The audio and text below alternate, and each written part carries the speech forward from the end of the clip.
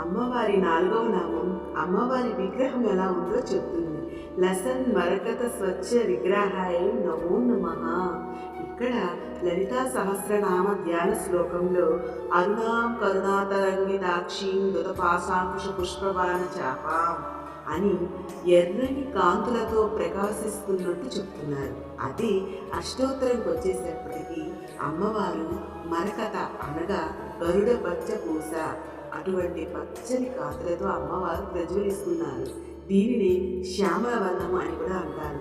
శ్యామల వర్ణం దేనికి ప్రతీక అంటే హిమవత్ పర్వతంలో ఒక పక్క మంచు కొండలు కనిపిస్తూ ఉన్నా మరో పక్క పచ్చని ప్రకృతి మనకి గోచరిస్తుంది. ఆ హిమవత్ పర్వతములోని పచ్చదనం అంతా ఒక రూపముగా కలిసి గోచరిస్తే ఆ తల్లి పార్వతీదేవి అని భావన చేయాలి. అలాగే పచ్చదనం జ్ఞానానికి సంకేతం కూడా. ఆ పచ్చదనానికి రెండు విశేషణాలు చెప్తారు. ఒకటి లసత్ అనగా ప్రకాశం, అత్యద్భుతమైనటువంటి ప్రకాశం. మరొకటి స్వచ్ఛ అంటే నిర్మలమైన, అటువంటి నిర్మలమైన పచ్చని కాంతులతో నిండిన ప్రకాశంతో గోచరిస్తున్నటువంటి పార్వతీదేవిని ఈ నామంలో మనం భావన చేస్తున్నాం.